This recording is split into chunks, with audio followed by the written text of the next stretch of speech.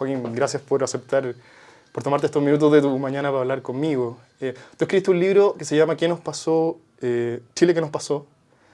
O ¿qué nos pasó Chile? Sí, ¿qué nos pasó Chile? Y hay una frase que tú citas en el libro que no es tuya, que es la energía necesaria para refutar una estupidez es un orden de magnitud mayor que la necesaria para producirla, o algo en esas líneas, ¿cierto? Sí, casi exactamente eso, la ley de Brandolini. Ley de Brandolini. Y ¿es este libro tu intento ese intento tuyo de un orden de magnitud mayor por refutar muchos de los mitos detrás del estallido social? Esa es una de las aristas del libro.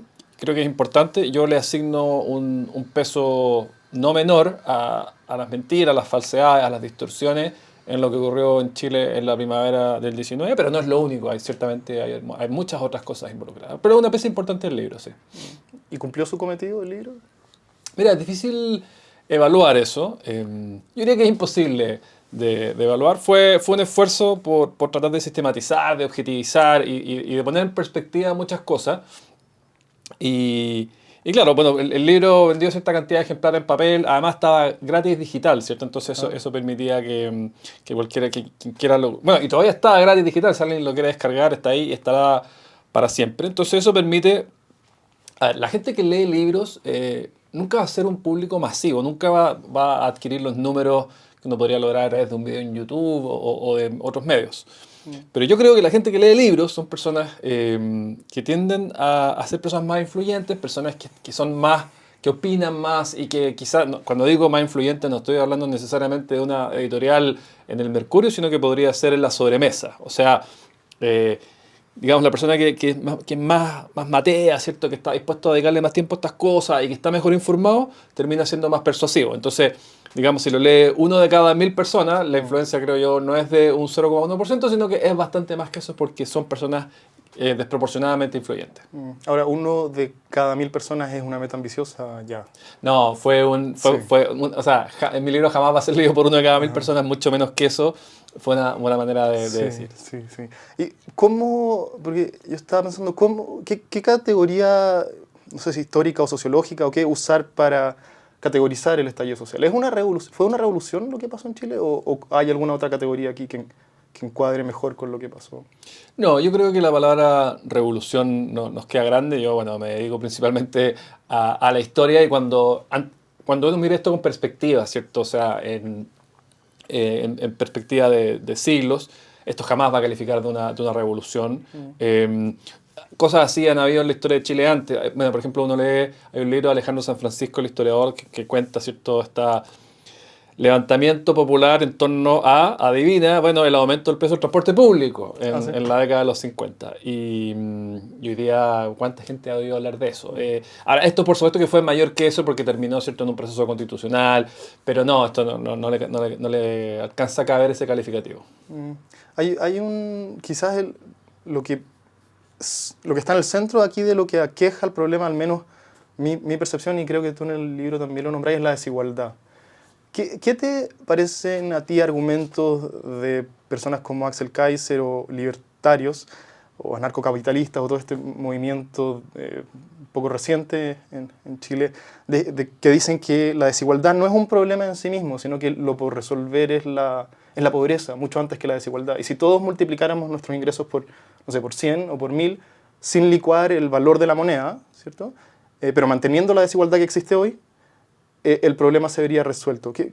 ¿Cuál es la respuesta a ese argumento? Bueno, esto permite reafirmar lo que decía al comienzo, de que el libro el tema de las noticias falsas solamente una de las aristas, porque la desigualdad es una muy importante y yo creo que aún más importante que las noticias falsas. Yo creo que hay una combinación de un país que es A, muy desigual, y B, con un modelo económico que tiene varias herencias de una dictadura sanguinaria que nos dejó como un país, bueno, una economía inusualmente libre, y digo inusual cuando uno compara con el ingreso per cápita. O sea, los únicos países que tienen economías tan libres como la chilena, aunque hemos retrocedido un poco en los últimos años, son países ricos.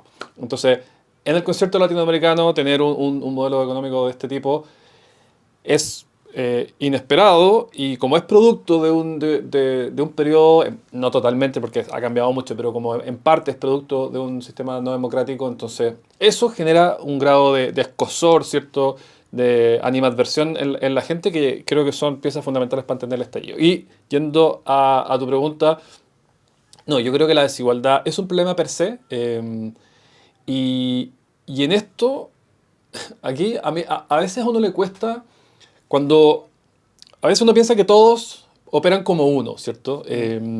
Entonces, uno tiende a proyectar a veces el mundo como si todos fueran, como si todos sus habitantes fueran uno mismo, pero en realidad las personas piensan muy distinto a uno, y yo con la desigualdad tuve que leer literatura, por ejemplo el libro de Ricardo Caponi, Felicidad Sólida, para finalmente convencerme de que a la gente las desigualdades relativas les importan y les duelen muchísimo. Y eso es un dato de la causa. O sea, aquí tú puedes decir, oye, pero no seas, digamos, no seas bobo, si lo que importa es tu bienestar, que el otro tenga mucho más que te importa, lo importante es que tú mejores.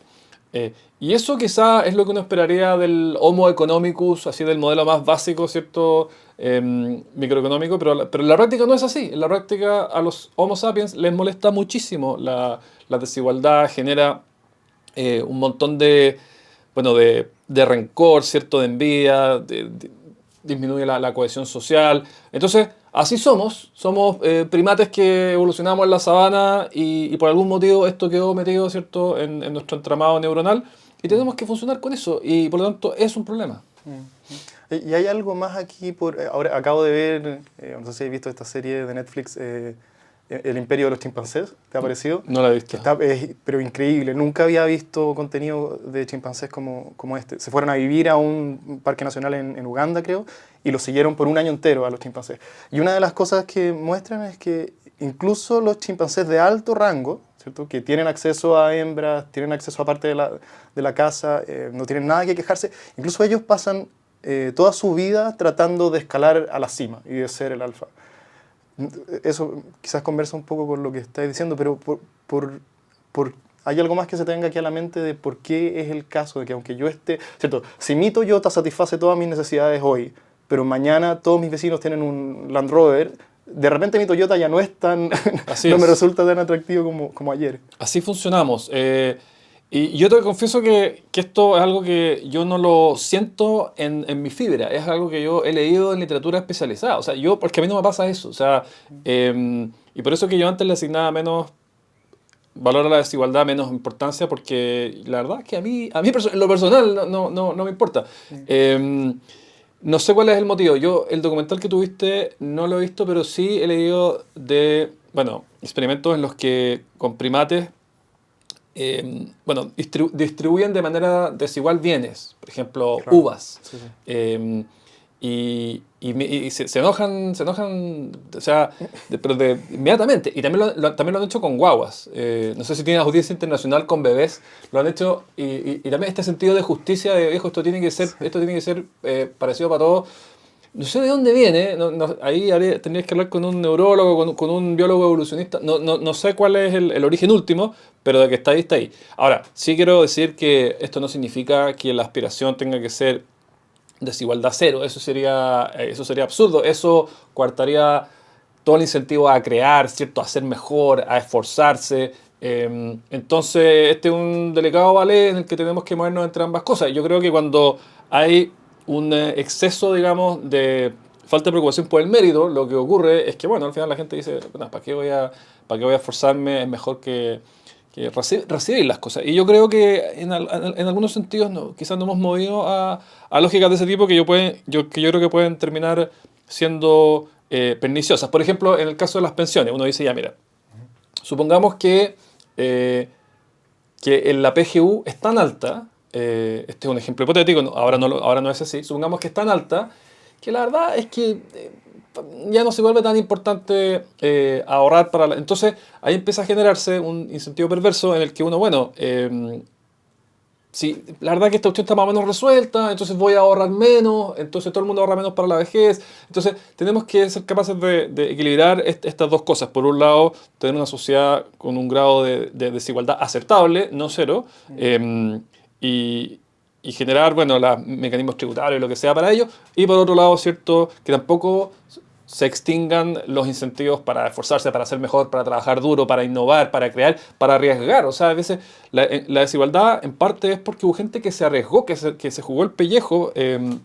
Y eso es algo también que hay que reconocer. O sea, a veces las personas son ricas porque, oye, fueron valientes, fueron con arrojo a algo y lo lograron. Entonces, si es que eso desapareciera, digamos, no tendríamos un Thomas Edison, no tendríamos un Alexander Graham Bell, ¿te fijas? Entonces, esas son las dos cosas que hay que mirar. Sí, también me parece que hay algún lugar gris entre medio que es el más sano por caminar, pero alguien te podría empujar un poco más allá y decirte que incluso Steve Jobs o quien sea que sea tu ejemplo perfecto de la persona que escaló la cima a través de una meritocracia justificada, incluso esa persona no eligió sus genes, no eligió tener acceso a un computador en el colegio para aprender a programar antes que el resto, no nació justo en una sociedad que valorara sus atributos, que ni siquiera ese ejemplo perfecto de meritocracia es realmente en última instancia responsable de haber podido tomar las decisiones que lo llevaron a donde está.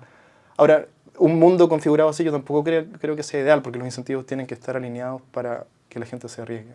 Claro, hay un libro de Malcolm Gladwell que se llama Outliers, que habla de eso, de cómo, o sea, de cómo personas lograron llegar a la cima por una mezcla de sus genes, pero de sus circunstancias y del momento, del lugar y tiempo exacto. O sea, por ejemplo, Bill Gates se produjo una situación muy rara porque él estaba en un colegio privado, que en Estados Unidos es poco habitual, y este colegio había hecho una inversión gigantesca, el centro de padres, en comprar un computador. Entonces, y nadie sabía usarlo en esa época. Entonces, al final resulta que Bill Gates, cuando era niño, tenía más acceso a tiempo de computación que los ingenieros de IBM. Y entonces, cuando tenía 18 años, tenía más horas de programación en el cuerpo que casi todos los programadores, digamos, porque los otros tenían que compartir los computadores. Bueno, ahora, tú te lleva una pregunta casi filosófica, ¿cierto? Bueno, si es que en realidad uno se lo asigna a los genes y uno dice, entonces aquí no hay mérito. Mira, ahí yo, digamos, no tengo una respuesta frente a eso, porque al final uno empieza a llegar rápidamente a la pregunta de qué sentido tiene todo, ¿cierto? O sea, ¿hay alguien en el mundo que uno pueda alabar en algo? Porque si finalmente uno dice, mira, hasta el padre Hurtado nació con genes de solidaridad y bondad, por lo tanto no es mérito de él, bueno, entonces no existe el mérito, ¿cierto? Ya. Y yo no entraría en esa discusión, pero sí diría que incluso si así fuera, digamos, incluso si uno dijera, mira, al final esto es un tema de gen y todo, bueno, si lo que queremos es ser felices, entonces necesitamos que haya gente que se arriesgue, que empuje, que innove, tenga o no tenga mérito. Si usted quiere entrar a la discusión filosófica de, mira, porque al final son sus circunstancias, son sus genes, ni siquiera esa persona tiene mérito, mira, yo no voy a entrar ahí, pero para tú tener una vida mejor, necesitas que esa gente plasme, que concrete ese potencial que está en sus circunstancias y en sus genes. Sí, la discusión cuando es empujada al límite a lo que llega es a si es que el libre albedrío existe o no, ¿cierto? Exacto. Si estamos aquí cada uno con las manos sobre el timón de su vida o el universo tiró los dados y somos el resultado de eso. Te quería preguntar de vuelta un poco a las fake news, que hay una mirada sobre lo que ha pasado en política en los últimos años en la que coinciden varios autores. El último libro de Belolio habla de esto, El momento populista de Chile, el último libro de Renato Garín, también sobre la convención, que es que la política se ha transformado en un docu-reality casi, Sí. que el hecho de que estemos todos tan involucrados en lo que esté pasando no es una buena señal, que sea tan interesante de lo que habla, no es de una buena política que se está haciendo, sino de que nuestros impulsos más básicos han despertado y por eso nos sentimos tan emocionalmente involucrados. No sé si tú tocas esto tangencialmente en tu libro en algún punto o no.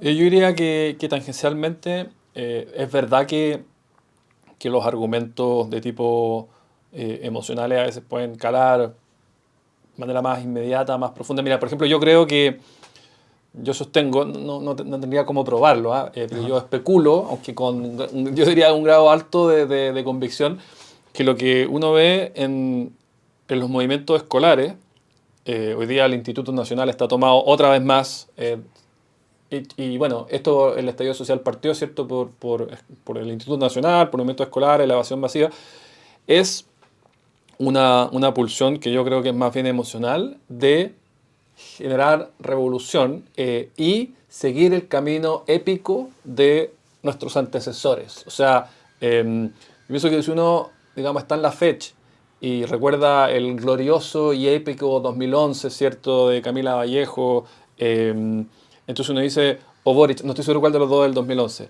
entonces uno dice, bueno, ahora soy yo, ahora yo estoy a cargo, entonces tengo que revivir eso. O sea, yo lo viví esto muy intensamente cuando yo estaba en Scout. Y uno escuchaba, ¿cierto?, las leyendas de quienes te habían precedido, ¿cierto?, y de sus gestas y sus hazañas. Entonces yo creo que la sed de épica, que hoy día, creo yo, embriaga a los escolares transversalmente, es una de las causas que explica, ¿cierto?, por qué vemos lo que vemos en los colegios. Y esto a propósito de lo que dices tú de los que no sé si llaman los argumentos, en realidad, de las causas más bien de tipo emocional. O sea, mira, cuando los alumnos hoy día del Instituto Nacional te están diciendo necesitamos, ¿cierto?, que haya opciones veganas en el menú, en realidad lo que te están diciendo es nosotros tenemos que tener un petitorio, tenemos que tener algo que nos permita satisfacer esa sed de épica. ¿Hay algo aquí de un narcisismo epidémico casi y patológico también?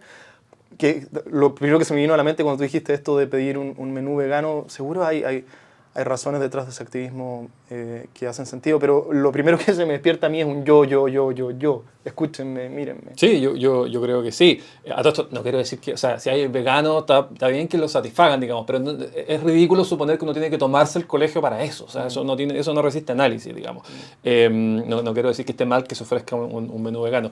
Lo que digo es que la reacción no tiene ninguna correlación con lo que se está haciendo. Yo creo que sí, yo creo que hay narcisismo y pienso yo que, bueno, evidentemente que la condición humana no ha cambiado, lo que ha cambiado son los medios para expresarla. Y lo que hoy día existe es una cosa que se llama Internet, ¿cierto? Donde cada uno tiene un espacio y donde, bueno, esta dictadura de likes y de número de seguidores y todas estas cosas, yo creo que sin duda que influyen y probablemente influye más en adolescentes, donde todavía están forjando su vida, y además quienes nacieron con esto, porque uno, bueno, tú y yo, por ejemplo, yo no tengo Instagram, la mitad de mis amigos no tienen, pero yo creo que a nivel de adolescencia casi todos tienen, entonces no estar metido en ese juego, como quien dice, venía de fábrica esto y es más difícil, creo yo, abstraerse y pienso que sí, pienso que las nuevas reglas del juego, el nuevo contexto en el que se desenvuelven, permite darle mucho más fuerza a una pulsión natural que todos tenemos de narcisismo. Pero no solo ponte tú, es mucho, lo que te decía antes, es mucho más, es tan aburrido escuchar a Landerreche hablar o a Briones hablar después de haber visto a la Pamela Giles corriendo como Naruto por la Cámara de Diputados, o después de ver a Gaspar Rivas haciendo... The Sheriff. Claro, algo, que la contienda es desigual y a mí mi sensación es que un poco tu rol en la conversación pública es hacer fuerza por el lado bueno de la fuerza. Gracias. Pero me parece que un poco por esto de que mucho menos que 1 en 1000 personas van a leer tu libro o cualquier otro libro, la batalla parece cuesta arriba, si es que no ya perdida. A ver, yo creo que te encuentro parcialmente razón. Es verdad que en TikTok uno no puede competir con Pamela Giles corriendo como Naruto. Pero primero, vuelvo a lo que decía antes. Yo creo que al final yo pienso que las personas, los modelos pesan. Entonces yo creo que, por ejemplo, Óscar Landerreche me parece un muy buen ejemplo, porque él es socialista, es brillante, para mí es de las personas más inteligentes que hay en política, y siendo yo, digamos, no exactamente de su vereda. Entonces lo que yo pienso es que cuando lo que él opina, aunque él puede escribir un texto de 40 páginas que casi nadie va a leer, pero su opinión, cuando va a la televisión, cuando publica un hilo en Twitter, lo que sea, yo creo que tiene un peso que es desproporcionado. Ahora, no digo que esto sea suficiente en ningún caso, pero yo creo que es un poquito menos desigual que como lo pintas tú, porque tú no necesitas, digamos, para contrarrestar a Pamela Giles corriendo como Naruto, no necesitas la misma cantidad de visualizaciones de un libro de Oscar Anderreche. Necesitas que los líderes, que las personas a quienes, digamos, la ciudadanía admira, finalmente se cuadren con, bueno, lo que uno considera, podemos hablar o de las ideas correctas o al menos de, si son ideas distintas a las de uno, al menos ideas mesuradas, basadas en evidencia. Y yo pienso que los últimos 4 años, o sea, desde el estallido social, por supuesto que aquí hay una opinión política mía y habrá quienes estarán en desacuerdo, pero yo pienso que ha habido un regreso a cierta moderación, a cierta sensatez que se perdió en esa primavera. Ahora, no estoy diciendo que a mí no me gustó el resultado de la última elección y 23 republicanos, a mí no me gustó, pero sí creo que muchas de las ideas no voy a decir ideas, muchas de las pulsiones que en ese momento parecían florecer y parecían ser predominantes, hoy día, bueno, es parte con la dignidad en el gobierno, bueno, resulta que, me parece que en realidad que no era tan fácil. No era solamente un tema de voluntad, sino que en realidad era mucho más difícil, que sé yo. Entonces, aun cuando TikTok está más fuerte que nunca y aun cuando Instagram es más fuerte que nunca, yo creo que hemos visto un retorno a la sensatez. No sé por qué, pero me atrevería a aventurar que tiene que ver el hecho de que los líderes han mostrado moderación, especialmente los líderes de Prodignidad. ¿Y cómo te ves tú en el espacio público? ¿Qué hace Joaquín Barañao que no hace nadie más en la conversación pública? Oye, yo hasta el estallido social yo estaba feliz dedicado a mis libros de historia freak. Sí, mi perfil público era muy amable, ¿cierto? Yo me dedicaba a contar curiosidades. Todavía no te decían nazi. Claro. Y para mí Twitter era una plataforma que me producía más gratificación que otra cosa. Y lo que vi a partir derechamente desde ese viernes, yo dije, bueno, aquí hay de verdad que hay una pérdida de objetividad y una pérdida de sensatez y de mesura que es insólita. Esta cuestión de no son 30 pesos, son 30 años, insinuaba que los 30 años eran problemáticos. Y yo sé que esta frase está súper trillada y la han repetido todo el mundo, pero vale la pena volver a repetirla. O sea, son los mejores 30 años de la historia de Chile y eso no es discutible. Habrá gente que le caiga mal que lo diga de esta manera, pero es así. O sea, miren, por supuesto que sigue habiendo enormes problemas, pero miren la métrica que quieran, o sea, elijan la que quieran. O sea, son indiscutiblemente los mejores 30 años. O sea, entonces, claro, tú puedes ir y me puedes mostrar alguna situación de pobreza, de desigualdad. Sí, por supuesto, pero ándate más atrás y ve cómo era entonces. O sea, hay gente que cree que la desigualdad comenzó con Pinochet y la verdad es que desde que hay datos, que es desde 1840, que se construyó una serie, no sé cómo construyeron esa serie, la que publicó el PNUD, desde que hay datos que Chile es tremendamente desigual. O sea, historiadores han hablado de cómo, o sea, Góngora, por ejemplo, de cómo el modelo colonial español, que comenzó en 1541, ¿cierto? Explica en buena parte la desigualdad. Es un modelo, ¿cierto?, de grandes terrenos, ¿cierto?, con pocos terratenientes, las encomiendas, ciertas personas. Bueno, en fin. Entonces, esto es algo que viene de toda la vida. Y me estoy yendo de tu pregunta. Entonces, yo estaba feliz dedicado a la divulgación histórica. Sentí que había que aportar al debate, tratando de traer paño frío, de traer objetividad, de dejar que primaran los argumentos y no las emociones. A veces se dice, oye, no seas, sal de tu planilla Excel y calle, ¿cierto? Está en la calle. Viejo, si al final las políticas públicas, o sea, no hay que diseñarlas por calle, hay que diseñarlas por planilla de Excel. Y eso lo que quiere decir no es que no nos importen las personas, es que para ayudar más a las personas tenemos que encontrar los óptimos, de la mejor manera de asignar recursos. Y la mejor manera de asignar recursos no es con calle, es realmente pensando los temas en frío. Y yo sé que esto hay gente que no le va a gustar, pero es así. O sea, tuvo la señora que no le alcanza la pensión para llegar al fin de mes. La mejor manera de ayudarla no es yendo a su casa a ver su suelo de tierra. No, es pensando fría y concienzudamente cuál es la mejor manera de asignar recursos. Entonces ese fue mi rol, ¿cierto?, a partir de ese momento. Y a medida que el país, ¿cierto?, se ha ido, a mi juicio, normalizando. Otros dirán, hemos ido perdiendo el ímpetu revolucionario y no les gusta, pero yo creo que es bueno lo que está pasando. Entonces he ido también bajando la intensidad de mis intervenciones. Y ahora, bueno, estoy dedicado a libros, podcasts, charlas, y también tengo esta pata en la Fundación Pivotes, ¿cierto?, donde tratamos de empujar ideas que nosotros consideramos correctas en el debate público a través de algo que los gringos tienen muy bien desarrollado, que es el advocacy. En Chile a veces se traduce como incidencia, que es la idea de... No somos un centro de estudios que escribe ideas, sino que somos una agrupación de incidencia que intenta abogar para que esas ideas se concreten. No es un think tank, ¿no es lo mismo? No es lo mismo, no. Es que un think tank hay muchos ya, o sea, y está súper bien y probablemente surgirán más, ¿cierto? Pero ahí están todos los que ustedes conocen, ¿cierto? Y esto es diferente. Esto es, bueno, perfecto. Ya. Sabemos, por ejemplo, que, bueno, te podría dar muchos ejemplos, pero ya, el que yo me he metido más en el litio, ¿cierto? Entonces, ya, tenemos claro que nosotros, habrá gente que estará en desacuerdo, pero nosotros tenemos claro que el litio debería ser tratado como un mineral como cualquier otro. Y entonces, dicho eso, un centro de estudios llega hasta ahí y publica su PDF de 60 páginas donde explica, mira, esto es lo que deberíamos hacer con el litio. Pero nosotros empezamos ahí y escribimos cartas y hacemos charlas y publicamos columnas y publicamos videos, porque lo que nos interesa es empujar la idea. Yeah.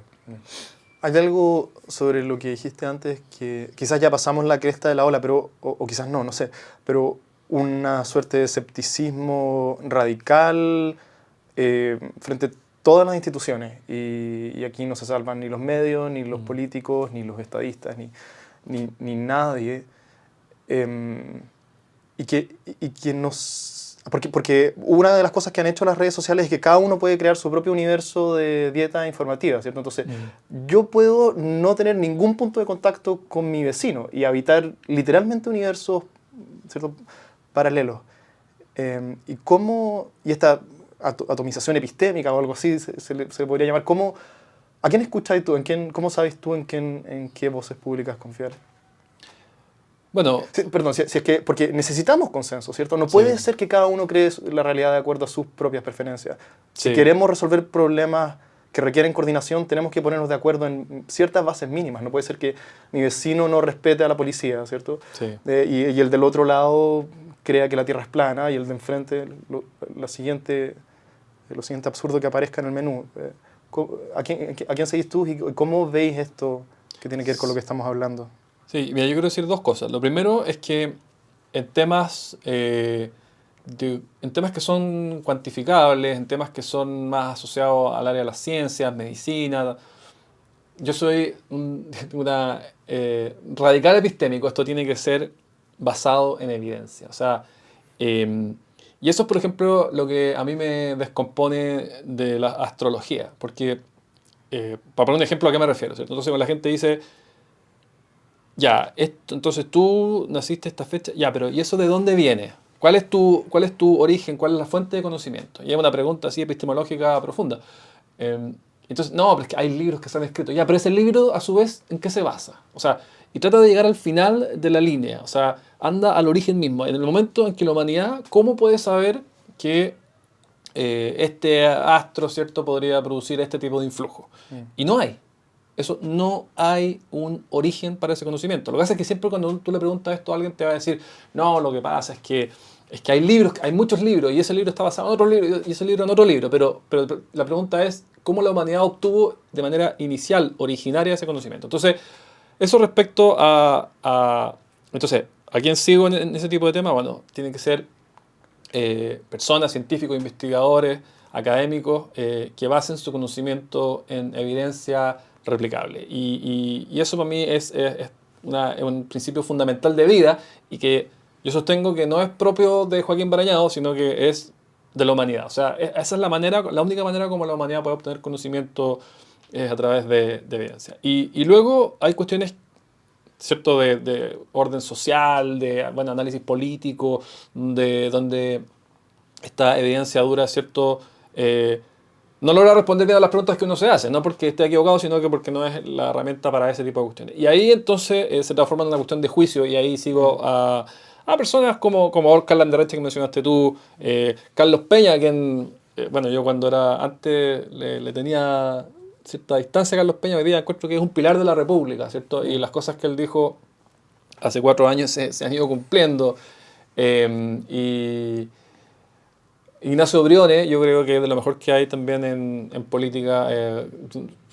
Cada cosa que dice, yo estoy de acuerdo con él y tiene una formación muy sólida. Y bueno, y ahí te podría nombrar muchas otras personas.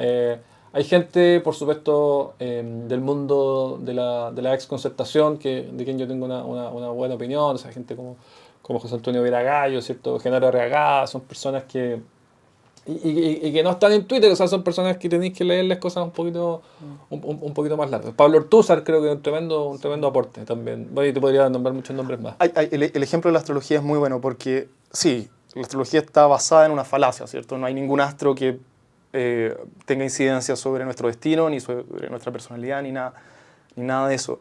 Pero la astrología como espacio sí resuelve ciertas necesidades de algunas personas, ¿cierto? Hay personas que necesitan ser escuchadas. Hay personas que necesitan que ciertas conversaciones se les abran en su vida para encontrar claridad.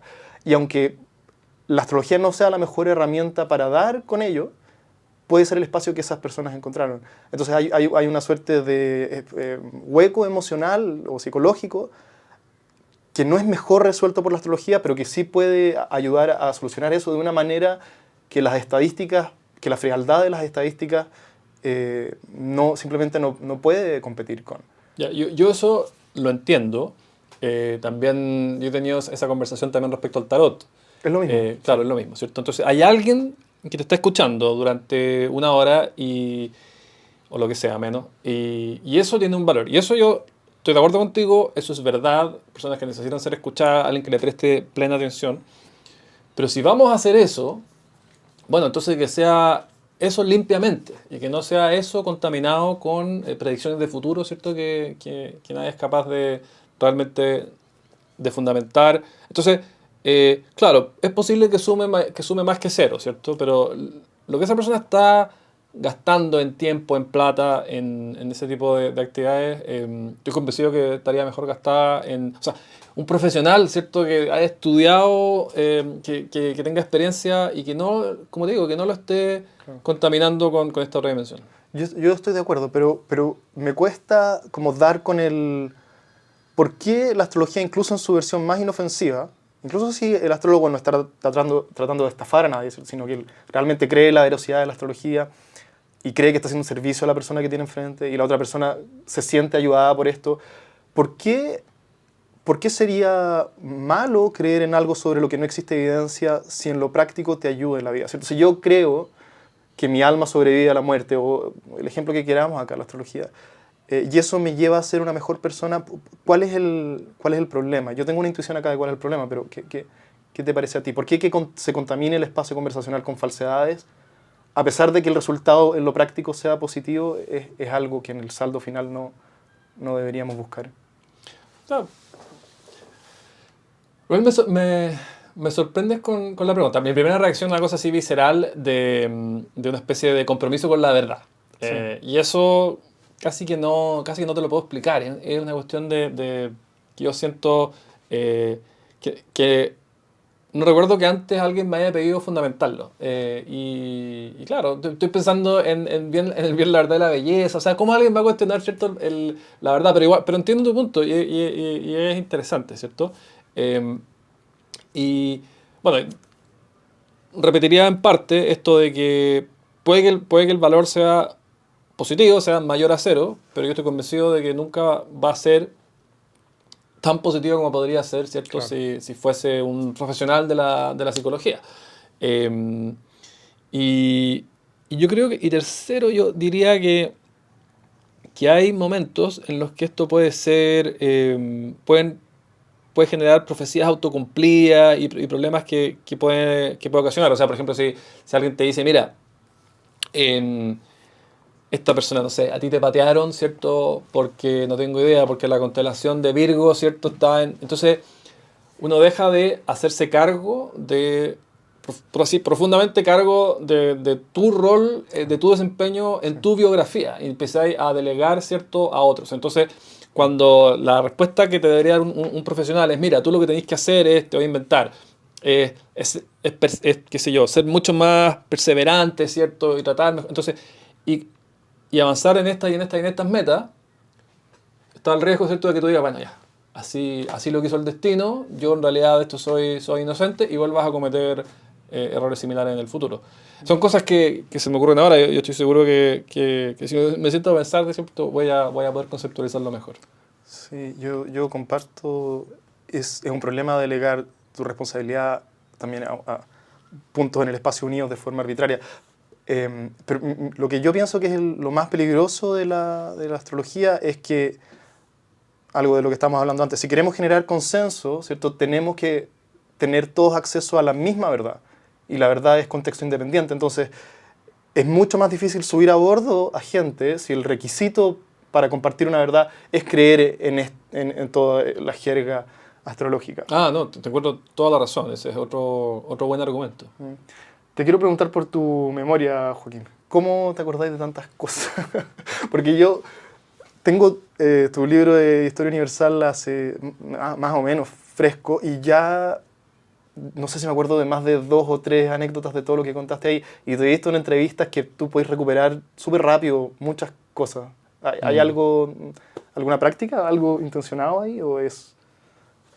Sí, a natural? veces, la gente se sorprende, y yo lo que pienso es lo siguiente. Yo pienso que yo no me describiría como alguien con buena memoria. ¿Ah, no? No, por ejemplo, nombres, caras, lo hago mal. Lo que hago increíblemente mal, y que yo me sorprendo de mí mismo lo mal que lo hago, es la letra de las canciones. O sea, hay canciones que puedo escuchar 500 veces y nunca me acuerdo la letra.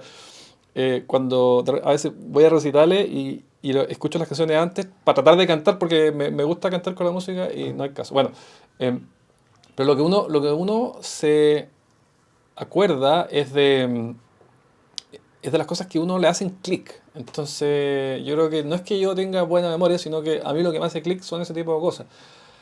Algo que hay una especie de momento del alcachofazo. Por esto era, perfecto. Y eso hace que se me quede grabado. Bueno, y además que uno escribe el libro, entonces hace el primer borrador, después hace la primera lectura, hace la segunda lectura, hace la tercera lectura. Estas son lecturas que hay que hacer con distancia del momento en que uno lo escribe, porque, y esto es un consejo a quien quiera escribir, si tú te sientas y produces algo y lo revisas al tiro, esa revisión es poco eficaz, porque tu cabeza sabe exactamente lo que querías decir. Pero si dejas que pase 10 días y lo vuelves a leer, Ajá. entonces tu cabeza empieza a parecerse, no es igual, pero empieza a parecerse más a un lector cualquiera. Entonces yo hago la segunda, y después la tercera, y después viene con distancia, ¿cierto? Entonces yo diría lo siguiente, yo diría que primero hacer el borrador. En la primera lectura está más concentrado en la estructura y en la coherencia. Entonces aquí está bien, este párrafo va acá, este otro párrafo tiene que ir aquí, cómo están conectados unos párrafos con otros, y estás tan concentrado en eso que hay poco espacio para la belleza.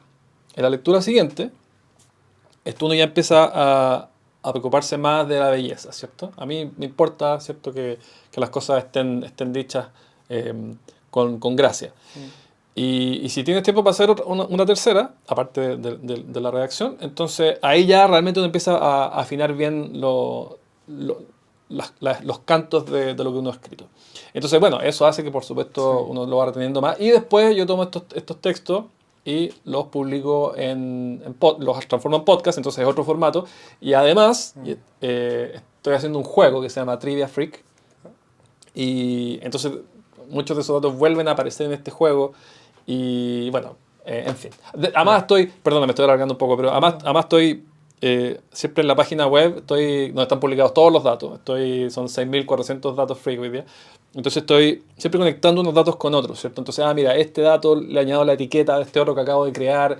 Ayer, por ejemplo, creé la etiqueta Mississippi, porque conté, bueno, la autora de La cabaña del tío Tom y Mark Twain, el autor de Tom Sawyer, de Huckleberry Finn, eran vecinos, vivían al lado.